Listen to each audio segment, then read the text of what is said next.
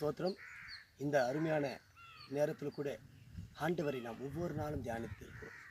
ஆண்டவருடைய வார்த்தையிலே பரிசுத்தம் உள்ளது, ஆண்டவருடைய வேதத்திலே பரிசுத்தம் உள்ளது, ஆண்டவருடைய சத்தியத்திலே நமக்கு நன்மை இருக்கிறது.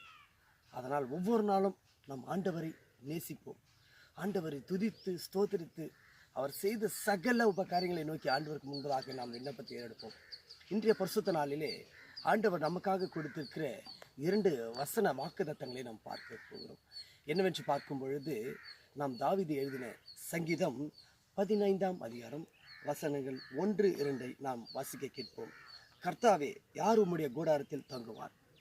யார் உம்முடைய பரிசுத்த பர்வதத்தில் வாசம் பண்ணுவான்? 2வது வசனம், உத்தமனமாய் நடந்து நீதியை நடப்பித்து மனதார சத்தியத்தை பேசுகிறவன் தானே. ஆம், ஹல்லேலூயா. இந்த பரிசுத்தமான வார்த்தை ஆண்டவர் நமக்கு கொடுத்தபடினாலே நம் ஆண்டவருக்கு நாம் நன்றி செலுத்துவோம். கர்த்தர் சொல்லுகிறார், யார் உம்முடைய கூடாரத்தில் தங்கும்? யார் உம்முடைய பரிசுத்த பர்வதத்தில் வாசம் பண்ணுவான்? அவருடைய கூடார நிழலிலே நாம் தங்க வேண்டும், அவரோடு நாம் பயணிக்க வேண்டும், அவரோடு பரலோகத்திலே நாம் வாசம் செய்ய வேண்டும். என்றால் இந்த உலகத்திலே நாம் எப்படி வாழ வேண்டும், நம்முடைய விசுவாசத்தை எப்படி காத்துக்கொள்ள வேண்டும், சத்தியத்தை நாம் எப்படி அறிந்து கொள்ள வேண்டும் என்று ஆண்டவர் நமக்கு சொல்லுகிற ஒரு வார்த்தை தான், நீ உத்தமனமாய் நடக்க வேண்டும். ஹல்லேலூயா சொல்லுங்களேன். உத்தமனாய் நடங்க, உன்னுடைய வழியை கர்த்தருக்கு ஆயத்தப்படுத்து, ஆண்டவரை ஒவ்வொரு நாளும் துதித்து ஸ்தோத்திரம் செய், வேதத்தை படி. ஆண்டவர் உன்னை அநேக ஆசீர்வாதத்தால் உத்தமனமாய் நடக்கும். அது மட்டுமல்ல, நீதியை நடப்பிக்க வேண்டும். அவர் சொன்ன அந்த நீதி நியாயத்தை கை கொண்டு நடக்க வேண்டும். அதுதான் கடவுள் விரும்புகிற காரியம். இதெல்லாம் நாம் கடைப்பிடித்தோம் நடப்போமானால் ஆண்டவர் நிச்சயமாக அநேக கிருபையினால் உன்னை நிறைவாக்குவார்.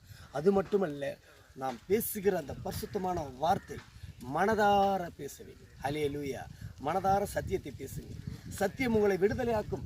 சத்தியத்தை நீங்கள் அறியும் பொழுது அது உங்களை விடுதலை செய்யும், உங்களுடைய பாவத்திலிருந்து விடுதலை செய்யும், உங்களை நோய் நொடியிலிருந்து விடுதலை செய்யும். ஆண்டவர் உன்னை உத்தமனமாய் நடத்துவார், உன்னை வழி நடத்துவார், உன்னை பரிசுத்தமாக ஆசீர்வதிப்பார், மேலும் உன்னை உயர்த்துவார். தேவன் உன்னை காக்க வல்லவராக இருக்கிறார். கர்த்தரிடத்திலே நீ எப்படி வாழ்ந்தால் ஆண்டவர் உன்னை பரிசுத்தமாக அவருடைய பர்வதத்திலே வைத்திருப்பார் என்று இந்த வசனம் மூலமாக நமக்கு தெரிவிக்கப்பட்டிருக்குது. ஆதலால் நாம் ஒவ்வொரு நாளும் வசனத்தை தியானிப்போம், ஆண்டவரிடத்திலே பேசுவோம், ஆசீர்வாதத்தை பெற்றுக்கொள்வோம். நாமும் மட்டுமல்ல, நம் அனைவரும் தேவனை ஒன்றாக இணைந்து துதித்து ஜெபிப்போம். கர்த்தர் தாமே இந்த வார்த்தையை நமக்கு இன்றும் என்றும் சதா காலையிலும் ஆசீர்வதித்து வழிநடத்துவாராக. ஆமேன்.